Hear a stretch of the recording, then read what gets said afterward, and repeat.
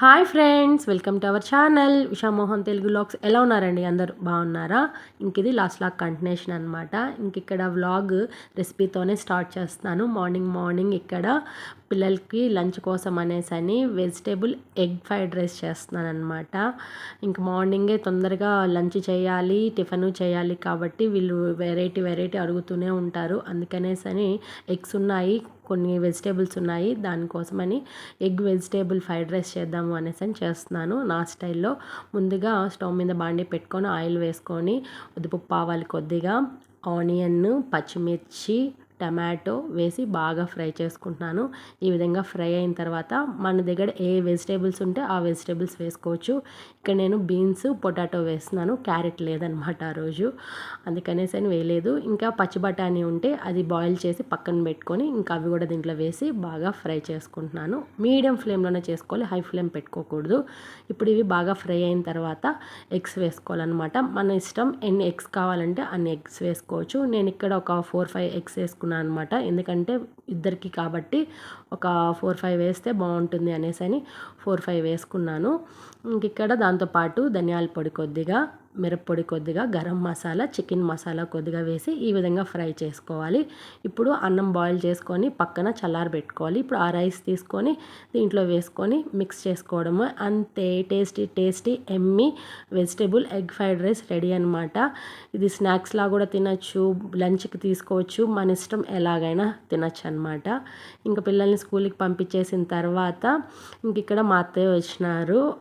హాస్పిటల్కి పోవాలి, ట్యాబ్లెట్స్ తీసుకోవాలి అనేసి ఇంకా వస్తూ పూలు తీసుకొచ్చిందనమాట.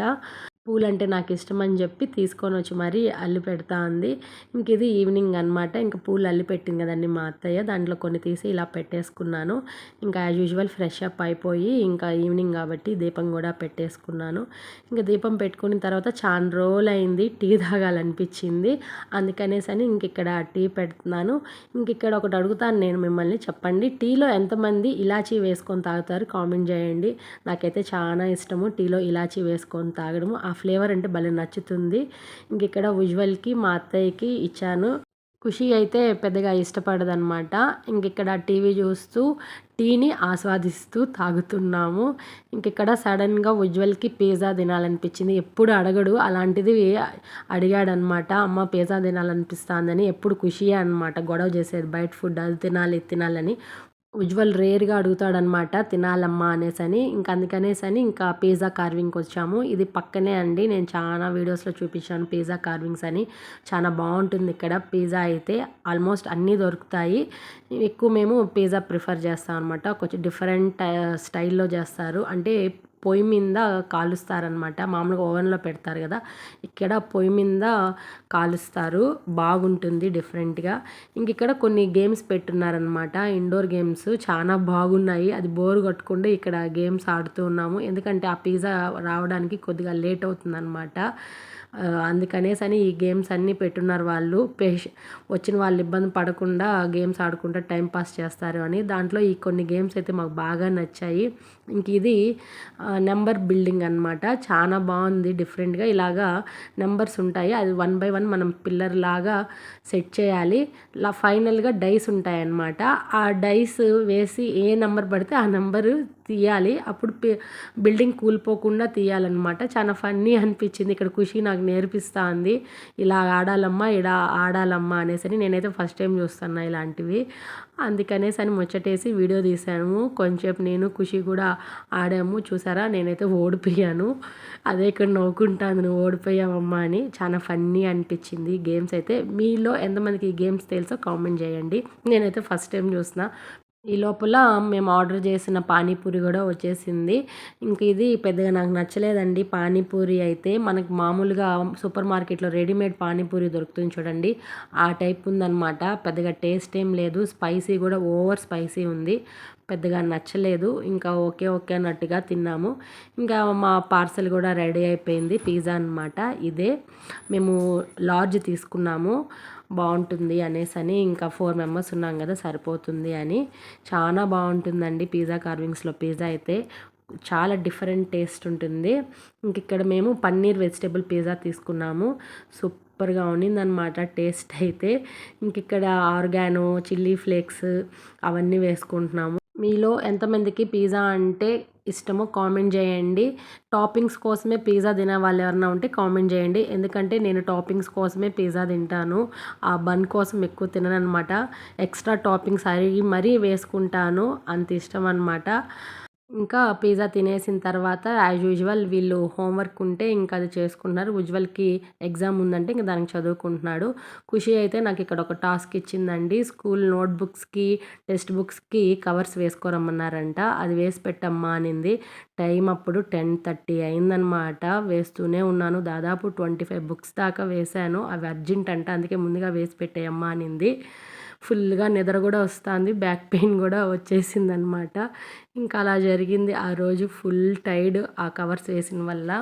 ఇంక ఇది నెక్స్ట్ డే అనమాట. ఇంకా మా అత్తయ్యని హాస్పిటల్‌కి తీసుకొని వచ్చినాను. ఇంకా టాబ్లెట్స్ అయిపోయినాయి. కొంచెం చెకప్ చేసుకోవాలి బీపీ అనేసని రెగ్యులర్‌గా నేను వచ్చి హాస్పిటల్‌కే తీసుకొచ్చినాను. ఇంక ఇక్కడ చూపించుకున్న తర్వాత ఇంక ఇంటికి వెళ్ళే దారిలో భయంకరంగా ఎండ ఉన్నిందండి ఆ రోజు.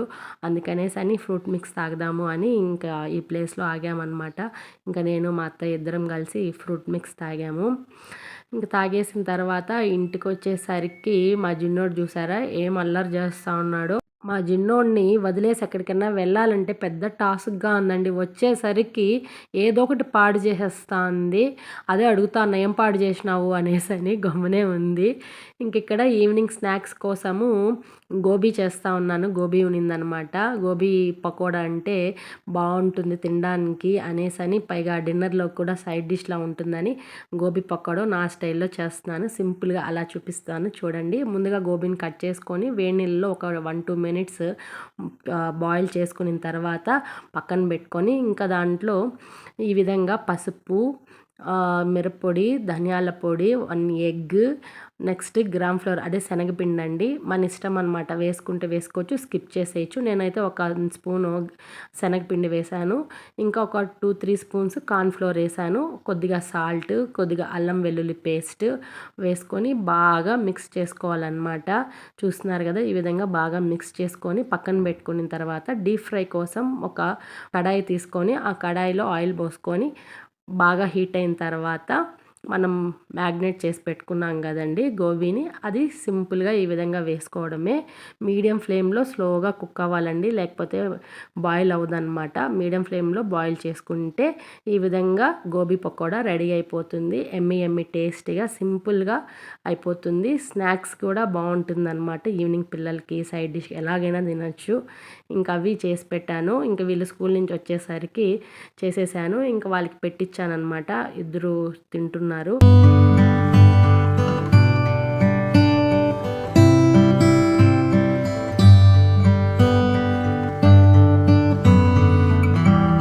ఇంకిక్కడ ఖుషి తలనొప్పి అనిందండి. అందుకని జండు బామ్ వేసి మసాజ్ చేస్తున్నాను. ఈ మధ్య ఏదో ఒకటి ప్రాబ్లమ్ వస్తూనే ఉంది.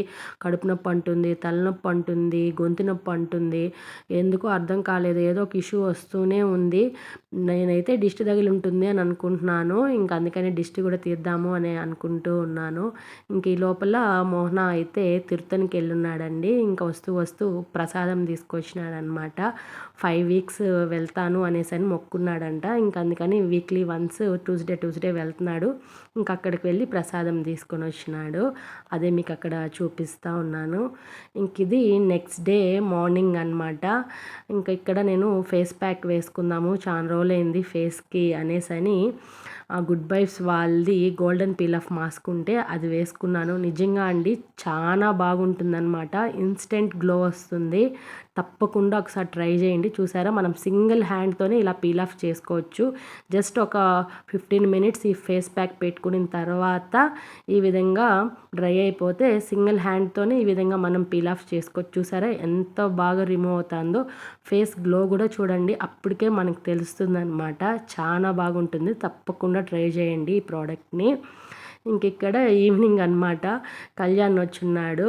ఇంకా తను ఈ బండి తీసుకొచ్చాడనమాట. నాకు బాగా నచ్చింది ఈ బండి. దానికనేసని అట్లా రైడ్ వెళ్దాము అని ఇక్కడ రౌండ్స్ వేస్తూ ఉన్నాను. నిజంగా అండి చాలా బాగా నచ్చింది ఆ కలర్ అయితే.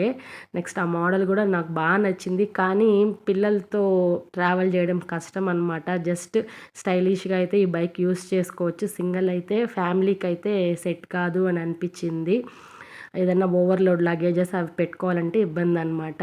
కానీ నాకైతే బాగా నచ్చింది. కాలేజ్ వాళ్ళకైతే సూపర్గా సెట్ అవుతుంది. ఇక్కడ ఉజ్వల్ వెళ్తున్నాడు అనమాట రైడ్కి కళ్యాణ్ దొడుక్కొని.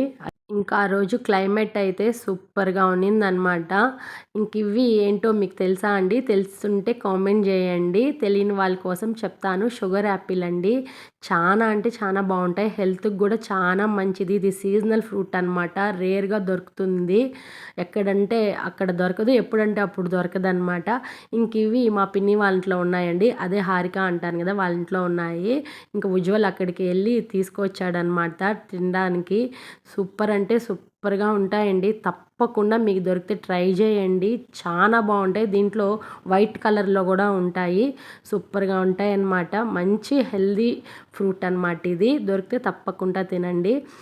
ఇది నైట్ అనమాట. చూసారా ఎంత పెద్ద వర్షం అంటే. ఈవినింగే క్లైమేట్ చల్లగా ఉందని చెప్పాను కదండి. సడన్గా ఫుల్ వర్షం అనమాట. మీకు కూడా వినిపిస్తాను, వినండి.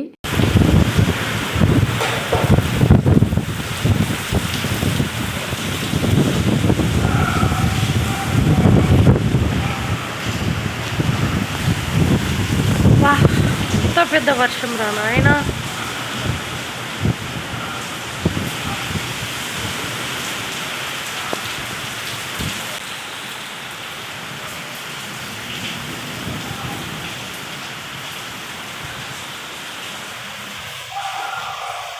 విన్నారు కదండి ఎంత పెద్ద వర్షము సడన్గా వచ్చేసిందనమాట. బయట నేను బట్టలు ఆరబెట్టున్నాను.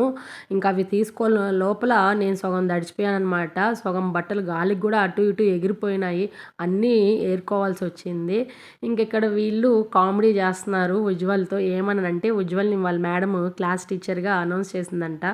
బట్ ఉజ్వల్ దాన్ని రిజెక్ట్ చేశాడంట. ఎందుకంటే ఒక్కరు కూడా చెప్పిన మాట వినరు. మా ఊరికే లీడర్ ఉండి వేస్ట్, అరుచుకోవాలి, చదువుకోవడం మానేసి వాళ్ళు అరుచుకుంటూనే ఉండాలి, అందుకే వద్దని చెప్పాను అని చెప్పాడు.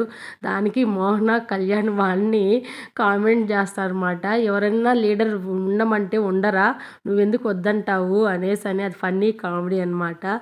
అలా జరిగింది ఆ రోజు. ఇది నెక్స్ట్ డే. కళ్యాణ్ ఊరికి బయలుదేరేస్తున్నాడు. మొన్న వెళ్ళాడు కదండి, మళ్ళీ వచ్చినాడు. ఏదో వర్క్ ఉంది అనేసి వచ్చాడు. అది చూసుకొని బయలుదేరేసి బెంగళూరుకి వెళ్తున్నాడు అనమాట.